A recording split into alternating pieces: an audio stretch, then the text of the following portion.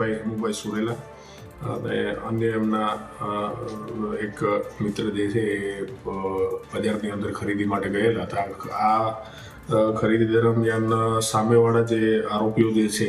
કુલ 6 આરોપીઓના એમણે નામ લખાવેલા છે, જેમાં વાલજીભાઈ ધનજીભાઈ વાનસુરિયા, જયપાલભાઈ વાલજીભાઈ, જયદેવભાઈ વાલજીભાઈ, ઘનશ્યામભાઈ સીતાપરા, પ્રતાપભાઈ ધનજીભાઈ